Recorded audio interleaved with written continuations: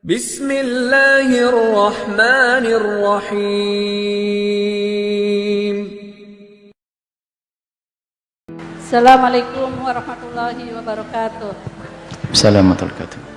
Saya mau nanya Buya, apa iya zaman Nabi Rasulullah SAW ada waktu wafat atau meninggal dunia tidak ada tahlil-tahlilan, katanya hukumnya bid'ah? Mohon penjelasannya Buya. Wassalamualaikum warahmatullahi wabarakatuh. Adapun masalah tahlil tidak pernah dilakukan pada zaman Nabi, waktu Nabi wafat dan sebagainya, ini pertanyaan yang berlebihan. Jadi kalau beragama itu langsung Nabi melakukan enggak? Kalau Nabi enggak, ya jangan dilakukan. Syariat itu tidak hanya yang dilakukan Nabi, agama tidak hanya yang dilakukan Nabi. Yang dilakukan Nabi ia dicontoh. Ada yang diucapkan oleh Nabi, dan yang diucapkan Nabi difahami, ditafsir oleh para ulama menjadi bermacam-macam pemahaman. Ada diamnya Nabi, namanya ikrar, takrirnya Nabi, itu juga menjadi sebuah syariat. Sekarang untuk menilai bukan dicocok langsung Nabi melakukan atau tidak, bukan begitu, itu kalimat yang berlebihan. Ini bertentangan tidak dengan ajaran Nabi. Kalau alasannya Nabi tidak pernah melakukan, alangkah banyaknya keharaman dan semuanya neraka. Misalnya dicampurnya antara sesuatu, akhirnya majelis, radio, televisi. Oh, itu kan urusan dunia. Nabi nggak menjelaskan urusan bid'ah, nggak ada bedaan antara dunia sama akhirat. Nabi hanya mengatakan kullu bid'atin dolalah. Nggak ada Nabi mengatakan kullu bid'atin diniyatin dolalah. Nggak begitu Nabi mengatakan kullu bid'atin dolalah, semua bid'ah dolalah. Ini permasalahan seseorang dikit-dikit langsung yang tidak dilakukan Nabi, maka Nabi sampai berani berlebihan. Kaidah ini bermasalah. Adzan 2 di hari Jumat ini adalah dilakukan sahabat Nabi. Dari Sayyidina Utsman dan sahabat semuanya melakukan adzan 2 dan punya tujuan. Apakah berani berkata zaman Nabi saja nggak ada adzan 2? Lihat, yang nggak mau adzan 2 biasanya pakai mereka. Nabi saja tidak melakukan. Dia tidak sadar waktu dia ngomong begitu telah mencaci Sayyidina Utsman adalah melakukan kesalahan besar, karena Sayyidina Utsman mengadakan apa?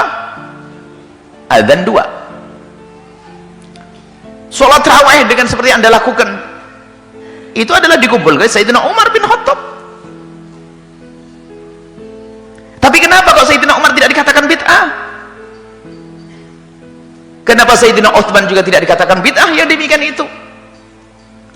Mereka adalah, pertama adalah sahabat Nabi dan mereka adalah ulama, mengerti tentang mana yang dilarang Nabi SAW. Kemudian di saat melakukan sesuatu kemudian diikuti oleh orang lain, para ulama-ulama yang lainnya, pasti ini adalah karena sesuatu itu tidak melanggar Rasulullah SAW, sehingga disepakati masalah adzan 2 adzan itu sepakati dari masa ke masa. Sekarang ada orang muncul akhir zaman seolah lebih hebat daripada Sayyidina Utsman, lalu pengen mengembalikan kepada Rasulullah adzan 1. Kalau Anda tidak adzan pun sholat Jumat tetap sah kok Jumatan Anda, nggak pakai adzan. Kalau adzan 2 sunnah khulafaur rasyidin Sayyidina Utsman bin Affan. Saya biasa, kalau seandainya saya harus khutbah di tempat yang adzannya 1, saya nggak terlalu mempermasalahkan. Akan Nabi jangan sampai mencaci adzan 2 lalu dikatakan bid'ah gara-gara kaidah tadi pada zaman Nabi nggak ada. Wah, ini bahaya sekali. Tapi masuk dalam satu naungan riwayat hadis Nabi SAW. Contohnya zikir, diperintahkan Nabi, zikirlah dengan cara apa saja. Yang penting zikirmu adalah dengan cara benar, dengan adab yang benar. Tapi kalau zikirnya dibarengi keharaman, ya nggak benar. La ilaha illallah lagi perempuan sampai cubit-cubitan, ya haram. Kalau zikir kumpul kemudian bersama, haram. Tahu ya rasanya Nabi pun tidak mengajarkan zikir bareng-bareng. Innalillah. Kan Nabi sudah nyuruh berzikir banyak. Jadi gara-gara pertanyaan seperti tadi itu, kami yakin bukan pertanyaan ibu sendiri, dari orang yang sok. Jadi Nabi tidak, coba pernah ada tahlilan? Pernah ada tawasulan? Terus apa lagi? Pernah ada selamatan? Dan seterusnya. Sekarang tanyakan tahlilan itu apa? Anda faham atau tidak tahlilan itu apa? Tahlilan adalah kandungan di dalamnya adalah doa. Kemudian tahlilan itu dibahas oleh para ulama, bukan Anda, bukan dia yang bertanya. Makanya orang yang mempertanyakan tentang tahlilan itu menunjukkan, mohon maaf, ketidakmengertian dia tentang ilmunya para ulama. Tahlilan itu ada judulnya khusus di dalam bab fikih, bukan tahlilan. Tahlilan itu kelihatannya spesial negeri kita ini. Tahlilan, karena ada la ilaha illallah, namanya tahlilan. Sebenarnya tahlilan itu tidak masuk dalam. Makanya aneh sekali kalau orang itu mengatakan begitu. Ulama dari masa ke masa membahas masalah ihda'ut thawabi, menghadiahkan pahala kepada orang yang meninggal itu. Kadang disebut tahlilan, kadang ihda'ut thawab. Berarti dia tidak ngerti masalah ihda'ut thawab. Suruh bahas, cari judul ihda'ut thawab, menghadiahkan pahala. Bahkan orang yang sangat diagungkan oleh orang yang anti tahlil, imam mereka memperkenankan dengan terang-terangan, memperkenankan. Berarti dia seolah-olah lebih hebat dari gurunya itu. Dia orang, mohon maaf, dia perlu diobati, dia sakit. Jadi pembahasannya tahlilan bukan begitu, menghadiahkan pahala. Lah ini ada ndak?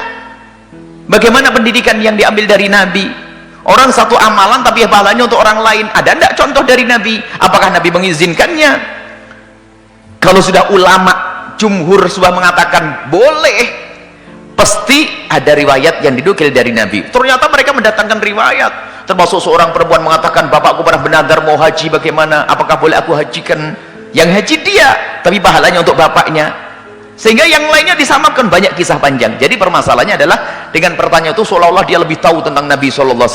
Tahu Nabi, jadi seolah-olah hukum itu hanya diambil daripada pekerjaan Nabi, omongan Nabi saja. Jadi pemahaman ulama sudah tidak berguna lagi. Pemahaman ulama itu luas. Bagaimana ulama memahami teks satu hadis. Kalau satu permasalahan akan didatangkan semua riwayat-riwayat hadis yang ada sangkut pautnya dengan permasalahan itu, dikumpulin dulu, dikumpulin dari Quran, dikumpulin hadis Nabi, dikumpulin, barulah disimpulkan. Makanya kalau orang tiba-tiba mengambil satu hadis langsung dipakai, ini bisa perang terus dengan saudaranya, kayak ketemu tadi hadis itu, manjara izarahu ma'asfala al-ka'baini fahuwa finnar, yang di bawah telap mata kaki di neraka. Baca itu toh langsung neraka. Loh, Abu Bakar di neraka dong, bajunya turun di bawah mata kaki, loh kan? Nggak sadar, karena ada riwayat yang lainnya. Jadi yang diperkenankan itu bukan harus sesuatu yang memang pernah dilakukan Nabi, tapi Nabi secara umum mengizinkan. Coba kalau di dalam tahlilan itu apa sih di dalamnya? Di dalamnya adalah bagaimana biasakanlah kamu itu untuk bisa memberikan sedekah. Sedekah itu pasti diterima. Kemudian berdoa, kemudian kamu pertemukan saudara agar tidak terjadi berantem, berkumpul silaturahim di situ. Kemudian setelah itu ada tausiah di dalamnya. Kemudian ada ihda'ut thawab, menghadiahkan pahala. Mana yang haram? Oh, ini adalah namanya bid'ahnya bukan bid'ah yang ini, tapi ada idhofiyah. Ini mulai mengarang lagi. Jadi kayak mencari-cari. Pokoknya kalau tidak masuk neraka nggak boleh. Kalau tidak masuk di sini, jarum di sini. Ini adalah orang sakit yang dia tuh sebetulnya, na'udzubillah ya, yang mengatakan anti tahlil dan semuanya, ternyata dia telah berantem dengan gurunya sendiri. Uniknya, sudah begitu seolah menjelekkan itu bid'ah.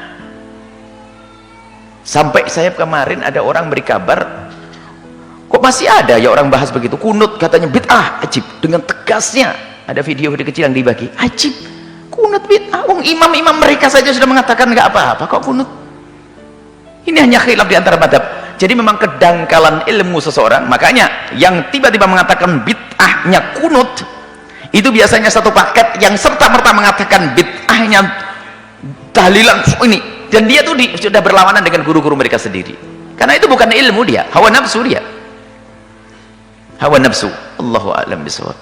Jangan rusak dengan hawa nafsu. Jadi tahlilan itu isinya apa? Apakah diajarkan Nabi? Masalah dilakukan di depan Nabi atau tidak, ini bukan sesuatu kebaikan yang ada hari ini, tidak harus pernah dilakukan pada zaman Nabi, tapi mungkin Nabi mengisyaratkan, Nabi memerintahkan terang-terangan, atau Nabi mengisyaratkan dalam satu dalil umum, bisa. Kalau Nabi mengatakan, hendaknya kalau kamu mendapatkan nikmat, syukuran. Lah kok syukuran haji jadi bid'ah itu gimana? Nikmat kan orang bisa haji, bid'ah karena Nabi tidak mengajarkan syukuran haji, walah habis semuanya. Tentunya pindah rumah syukuran, bid'ah. Ajib, orang pindah rumah biar dibacain doa tetangganya, bid'ah. Aneh bener, syukuran rumah saja kok bid'ah. Itu ada apa ini? Sudah dicetak lidahnya, ini lidahnya itu bengkoknya bid'ah begitu itu. nasib itu orang, naudzubillah. Semoga Allah mengampuninya dan berikan hidayah kepadanya. Selesai, wallahu alam bisawab. Jadi untuk masalah tawassul, tahlil kita punya pembahasan dan sudah ada videonya. Kita ada membahas tentang tahlil. Kita juga pernah dialog dengan mereka. Ada tahlil, ada tawassul, tawassul syar'i, tahlil, terus apa lagi? Nah, ini ada semuanya dan sangat syar'i dan kembali kepada Nabi sallallahu alaihi wasallam. Artinya tidak bertentangan, bahkan masuk di dalam ajaran Nabi sallallahu alaihi wasallam. Wallahu a'lam bissawab.